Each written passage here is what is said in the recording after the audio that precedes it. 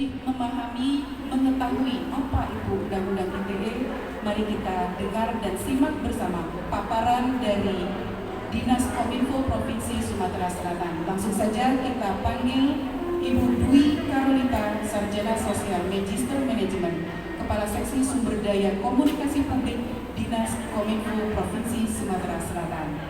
Kami persilakan. Ibu ini yang ngasih.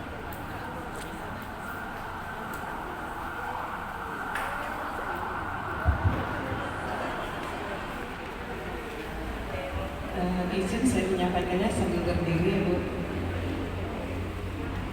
Assalamualaikum warahmatullahi wabarakatuh. Waalaikumsalam warahmatullahi wabarakatuh. Selamat pagi ibu-ibu yang cantik-cantik. Apa kabar? Semoga sehat selalu ya. Alhamdulillah, puji syukur kita bisa hadir di acara pagi ini yang kami dari Dinas Kominfo Provinsi Sumatera Selatan sangat senang sekali kalau diundang oleh kelompok ibu-ibu mengenai materi tentang media sosial.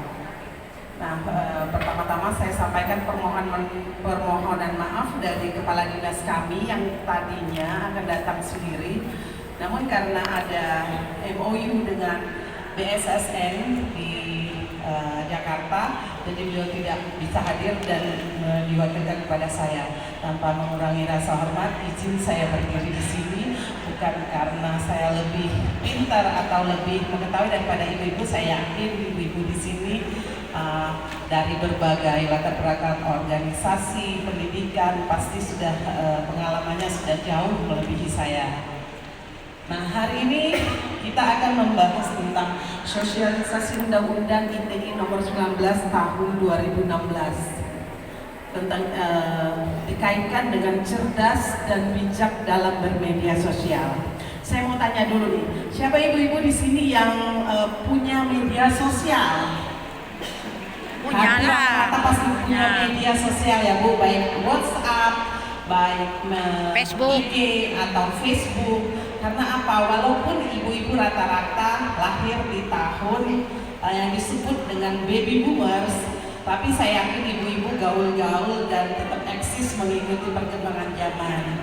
Nah, rata-rata ibu-ibu yang lahir di tahun-tahun 50-an, 60-an itu disebut baby boomers, yaitu kaum yang saat itu memang terjadi peningkatan pertumbuhan kelahiran. Jadi di saat teknologi makin berkembang dan makin maju seperti saat ini, jadi ibu-ibu yang sekarang berada di dalam teknologi tersebut dipaksa harus mengikuti perkembangan zaman tersebut. Nah, ibu-ibu bisa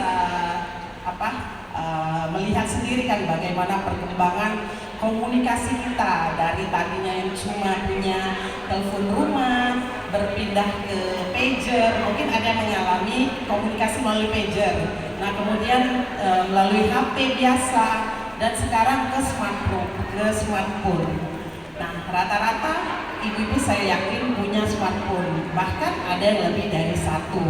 Nah, apa sih gunanya kita punya smartphone itu? Nah, nanti kita akan bahas di sini. Saya tidak akan lama memaparkan karena ibu-ibu semua sudah memegang layoutnya. Nanti kita lebih banyak diskusi bagaimana cara bermedia sosial yang baik dan sehat, agar jangan sampai seperti yang moderator bilang tadi, kita terjerat di masalah hukum seperti yang dialami oleh pemerintah.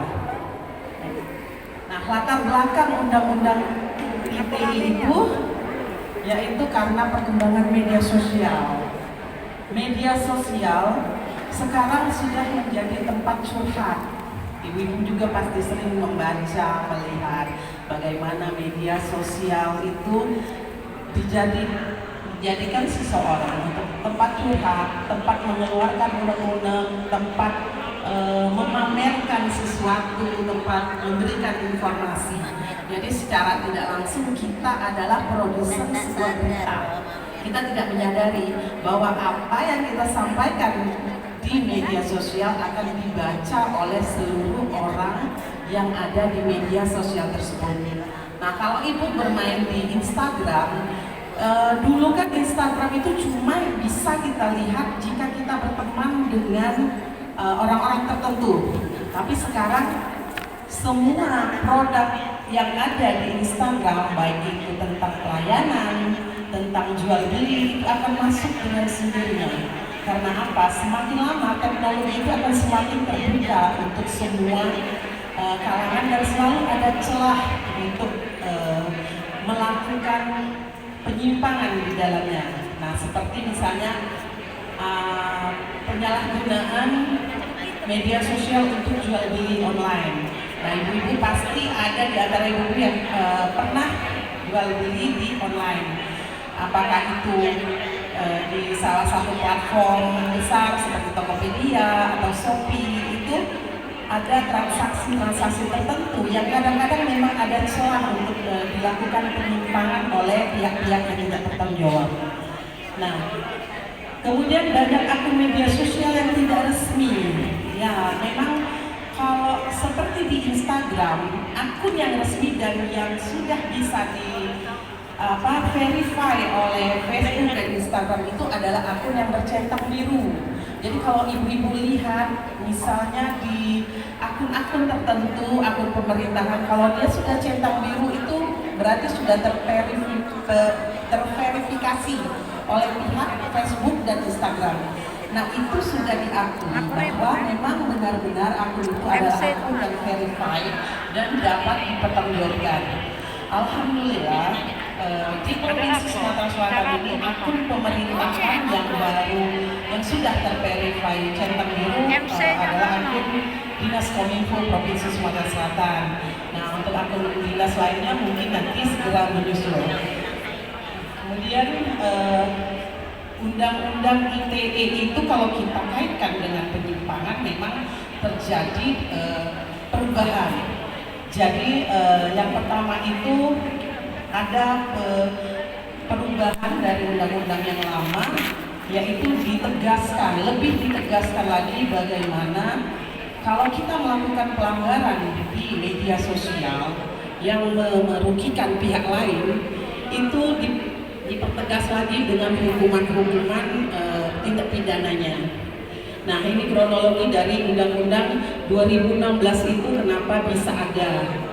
Dari mulai Undang-Undang Nomor 11 2008 disahkan, kemudian ada kasus Prita. Benar kata Mbak moderator tadi, kasus Prita itu sempat kasus Prita yang rumah sakit dulu. Media sosial. Karena kan apa, kita aja kalau misalnya ke pelayanan publik, kalau misalnya agak lama atau ketemu orang-orang yang kayak gimana, kita pasti otomatis suka bikin status yang lama lah, yang rame lah, yang apalah. Nah, itu kadang-kadang jadi tempat curhat kita juga. Nah, inilah yang kasus Prita itu muncul waktu tahun itu dan agak menggemparkan karena langsung diproses oleh pihak rumah sakit. Karena seseorang atau pusat pelayanan yang kita tulis itu, kalau mereka membela diri dan menutup balik kita, maka kita akan berada di ranah hukum. Nah, setelah kasus Prita, banyak pasal yang dipertegas lagi karena waktu itu kan vonis Prita itu banyak yang simpati dengan alasan bahwa Prita cuma menyampaikan unek-uneknya, tetapi kita nggak tahu kan bahwa unek-uneknya itu benar apa enggak, atau hanya terjadi pada diri dia sendiri. Nah, itulah kenapa undang-undang yang tahun 2016 itu sudah disempurnakan, lebih dipertegas. Nah, media sosial yang kita bahas tadi itu adalah sebuah media untuk sebenarnya untuk berkomunikasi. Jadi media yang selain kita bertatap muka, kita juga bisa membuat komunikasi melalui online. Jadi ada smartphone, ada jaringan internet, ada medianya, yaitu bisa Facebook, bisa Instagram, bisa WhatsApp atau Twitter. Itu kita bisa melakukan komunikasi ke berbagai arah, tidak hanya kedua arah, tapi ke banyak arah dengan tanpa bertemu tatap muka langsung. Jadi kita bisa membuat suatu kelompok percakapan, membuat suatu bahasan tertentu di media sosial tersebut. Jadi kelebihan dari media sosial itu sebenarnya adalah ya kita bisa berkomunikasi dari belahan dunia manapun tanpa kita bertatap muka langsung, kita bisa mendapatkan suatu informasi. Nah, ciri-ciri media sosial tidak hanya disampaikan untuk satu orang saja.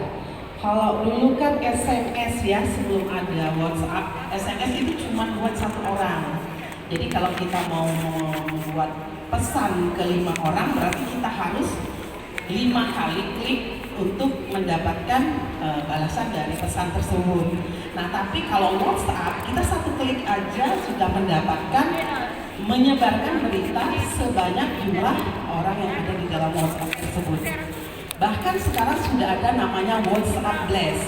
Nah, WhatsApp Blast itu yang kita tidak menyimpan nomornya, dia bisa masuk ke WhatsApp kita.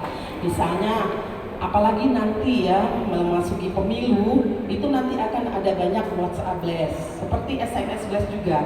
Jadi walaupun kita tidak menyimpan, walaupun kita tidak tahu siapa nomor itu, akan bisa masuk ke dalam nomor HP kita tersebut. Nanti kalau ibu-ibu misalnya dapat WA Blast atau SMS Blast, ya kalau tidak menguntungkan atau tidak berguna untuk kita, ya tidak bisa di-share kembali. Apalagi ya memasuki pemilu serentak ini, kita harus hati-hati dalam menyaring sebuah berita. Nah, ini penetrasi menggunakan internet ini yang tahun 2016 saja sudah 54,68. Nah, di tahun 2022 ini seperti yang Ibu Ketua BKW tadi katakan sudah mencapai 61, hampir 62%. Jadi peningkatan dari 2016 ke 2022 itu sudah naik secara signifikan sekali. Bahkan saat ini anak-anak TK pun sudah menggunakan internet. Apalagi pandemi COVID selama ini ya Bu, kita selalu anak-anak SD melalui Zoom, melalui online, mencari pelajaran di Google. Nah, itu menggunakan jaringan internet semua. Nah, perangkat yang dipakai untuk mengakses internet biasanya HP, itu yang termudah karena kita bisa membawanya dengan mudah. Beda dengan laptop. Kalau laptop kan kita harus perlu memberi tempat khusus jika membawanya. Tapi dengan smartphone itu semua ada semua di situ. Bisa ngetik, Word di situ ada, Excel di situ ada, PowerPoint di situ juga ada. Layanan yang paling banyak diakses oleh masyarakat adalah yang tertinggi adalah sosial media. Kemudian ada juga yang memakai sebagai untuk mendownload pelajaran, mendownload data, mendownload file atau video, gambar. Tapi yang paling banyak adalah digunakan untuk chat pribadi maupun chat untuk kelompok. Jadi media sosial di sini memang sangat berguna untuk penyebaran informasi. Nah, dampak positif dari media sosial bisa Ibu baca di layout yang sudah diberikan. Itu memang awalnya untuk sebagai informasi. Nah, bisa juga kita jadikan sebagai tempat promosi. Nah, itu dia tadi juga sebagai tempat penjualan, tempat pembelian, informasi apapun, dan untuk juga mencari teman. Nah, dulu waktu Facebook pertama kali ada, itu kita mendapatkan teman yang kita sudah tidak tahu di mana mereka berada, tapi tiba-tiba meng-add.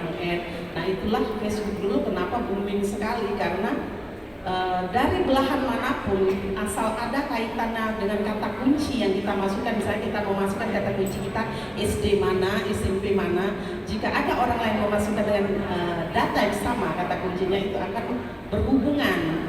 Jadi itulah dulu kenapa Facebook sangat digemari sebelum adanya Instagram.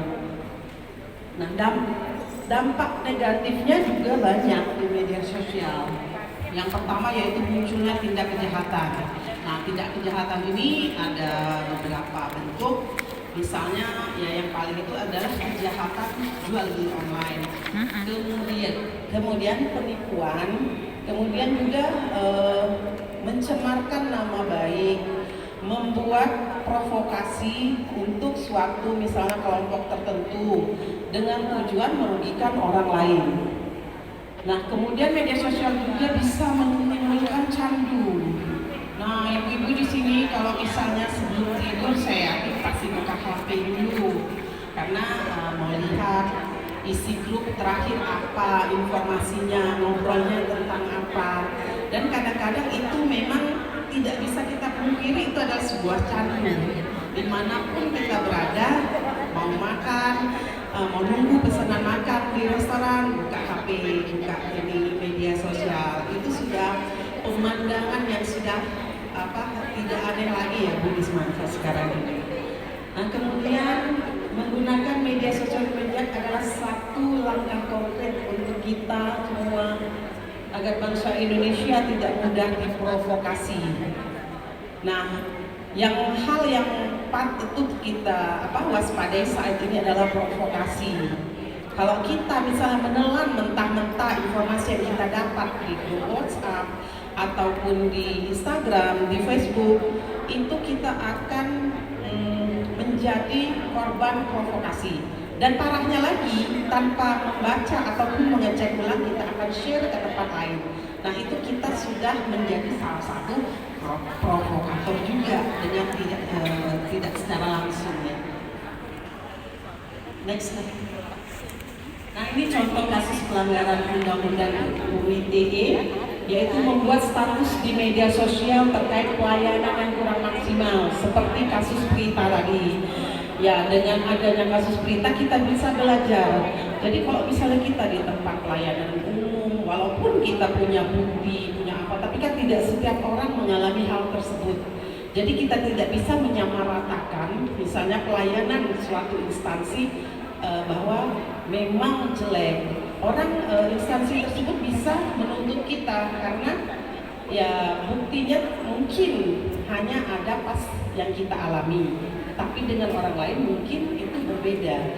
Jadi belajar dari kasus Prita tadi, kita harus bisa menahan diri untuk melakukan suatu unek-unek, mengeluarkan unek-unek di media sosial, di status WA, karena itu bisa menjadikan bukti. Orang screenshot status kita bisa, kalau misalnya orang nggak terima, kita bisa kena kalau yang bersangkutan tidak terima dan mengadukan kita ke minimal di bagian cybercrime di Polda misalnya. Nah, itu kita bisa kena tuntut juga kalau mereka punya buktinya.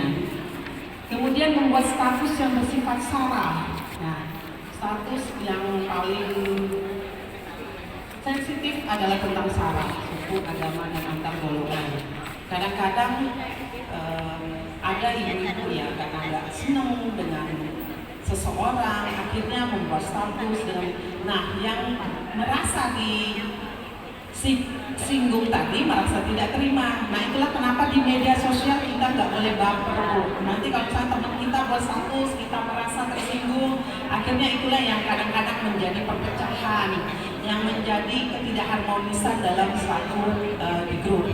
Kan banyak tuh ibu-ibu yang bikin status, ada lagi ibu-ibu yang tersinggung, ada yang merasa disindir-sindir. Nah, itulah salah satu syarat kita bermedia sosial, nggak boleh baper, Bu. Jadi kita harus pinter-pinter buat status, mengomen orang, terus men-share segala sesuatu informasi yang masuk kita. Kadang-kadang kita sebagai manusia sifatnya memang tidak pernah membaca suatu informasi itu sampai habis. Kadang-kadang kan ada masuk ke dalam grup WhatsApp nih misalnya, panjang banget. Kadang-kadang baru setengah kita sudah share. Ada yang ngalamin begitu? Iya, banyak. Saya juga sendiri kadang begitu. Jadi belum sampai habis kita udah share. Padahal kalau kita baca sampai bawah, mungkin apa yang terjadi di atas tadi kebalikannya sampai di bawah. Nah, itulah kenapa, karena sifat manusia ya, yang memang kadang kalau kita men-share yang pertama itu kita ada kepuasan tersendiri bahwa informasi itu datangnya dari kita. Informasi pertama itu memang dari kita. Nah, itu sifat manusia, itu kita nggak bisa kita nggak bisa hilangkan. Jadi sekarang ini kita memang harus dapat menahan diri kalau soal-soal yang share sesuatu informasi, apalagi kita tidak tahu kebenarannya apa. Kemudian yang contoh kasus pelanggaran UU ITE adalah membuat status dengan menyebutkan nama seseorang atau kelompok. Menyindir saja sudah tidak tidak etis, apalagi menyebutkan suatu kelompok atau nama langsung. Nah itu enak banget orang di screenshotnya Bu, di screenshot dijadikan bukti. Ya kalau memang kita lagi apes, kita bisa berhadapan dengan hukum. Nah jadi ini contoh-contoh pelanggaran kasus ITE yang saya ambil secara umum saja. Nah ini ada kasus-kasus yang telah ditindaklanjuti. Saya sengaja tidak menyebutkan kasusnya secara detail karena kalau saya menyebarkan berarti saya juga nanti kena UU ITE juga. Next dah. Nah ini contoh berita hoax. Beberapa waktu yang lalu itu mama saya masuk di kelompok grup WhatsApp, pernah ngomong pulang. Katanya di grup WhatsApp ada berita Wapres, Wakil Presiden Ma'ruf Amin sholat jenazah pakai buku, heboh. Saya udah bilang, Ma jangan di-share, baca dulu. Enggak, ada ibu-ibu sudah rame ngomong gitu. Padahal itu di Malaysia. Akhirnya kami Dia tuh sholat sunat tahiyatul masjid. Jadi ada ruku, ada sujud. Berita hoax dari seluruh tanah air. Benderanya bendera Malaysia. Jadi, berita yang tentang Wapres tadi memang tidak benar karena Kementerian Komunikasi dan Informatika di Jakarta setiap harinya memang mencari berita-berita yang sedang viral dan dijadikan itu bahwa itu sebenarnya hoax. Nah ibu-ibu gimana sih bisa dapat bahwa itu hoax atau enggak? Kalau misalnya di WhatsApp nih, Wakil Presiden Ma'ruf Amin melaksanakan sholat jenazah pakai buku. Ibu-ibu tinggal lari ke Google, ketik saja kata-katanya secara clue-nya, misalnya Wapres Ma'ruf Amin melaksanakan sholat jenazah. Itu ibu bisa cek sekarang. Yang keluar itu adalah berita-berita tentang bahwa berita itu tidak benar. Hoaxnya keluar itu. Nah, akan banyak media-media yang ada di situ melaporkannya, tidak hanya kementerian, tapi bisa juga berita-berita harian daerah, itu banyak sekali. Nah, seperti kasus yang Wapres itu, kalau kita ketik di Google, kata kuncinya aja satu, Wapres sholat jenazah. Sudah diklik enter, langsung keluar semuanya. Nah, jadi kalau misalnya kita dapat itu, kita bisa kasih tahu ke grup nih, oh ibu-ibu itu wah, ini buktinya bahwa memang di Google itu ternyata foto itu adalah foto lama dan itu terjadi di Malaysia. Malaysia, ya betul Bu, Malaysia. Nah itu juga di Sarawak. Bukan sholat jenazah, bapak itu rupanya katanya melakukan sholat tahiyat masjid.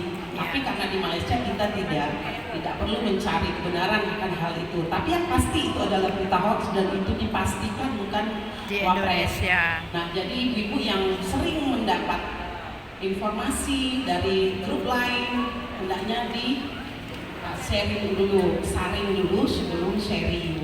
Apalagi menyangkut tokoh-tokoh besar ya Bu, seperti Pak Wapres, itu kan seseorang yang harus kita hormati. Jangan sampai berita-berita bohong itu menyebar di sekitar kita. Nah, di dalam UU ITE itu ada beberapa pasal yang memuat hal tersebut yang merupakan penyempurnaan dari undang-undang sebelumnya, yaitu pasal 27. Ini jika kita menyebarkan suatu transaksi elektronik itu dendanya besar sekali Bu, maksimal itu bisa 1 miliar rupiah. Kalaupun misalnya nanti kita dapat hukuman, ya jangan sampai, tapi untuk diketahui bahwa hukumannya itu besar dan jumlahnya sangat banyak. Kemudian selain pasal 27 ada pasal 28. Nah, pasal 28 ini hampir setiap orang kadang-kadang melakukannya tanpa sadar. Nah, dengan sengaja dan tanpa hak menyebarkan berita bohong. Nah, itu tadi kadang-kadang kita nggak sadar bahwa itu hoax, bahwa itu tuh bohong. Nah, karena kita sudah dapat dari grup sebelah dengan tambah-tambahan sharing dari grup sebelah. Padahal yang kliknya jadinya kan dari kita. Orang nggak mau tahu dari grup mana. Yang penting share-nya itu dari kita. Nah, satu lagi di Kementerian Kominfo itu punya punya alat untuk mendeteksi bagaimana berita hoax itu tersebar. Mulai dari yang pertama menyebarkannya sudah bisa dideteksi nomor berapa, lokasinya di mana, terus menyebarnya kemana saja. Jadi mulai saat ini memang kita harus hati-hati sekali untuk men-share segala sesuatunya ya. Kemudian di pasal 28 ayat 2-nya menyebarkan informasi yang ditujukan untuk menimbulkan rasa kebencian. Nah sekarang ini sudah banyak marak akun-akun publik tokoh-tokoh masyarakat seperti bupati, seperti wali kota. Kalau di daerah Jawa itu setiap hari yang masuk ke dalam Kementerian Komunikasi dan Informatika itu adalah akun-akun yang memang disinyalir nantinya akan melakukan pemilihan ulang. Jadi itu sekarang sudah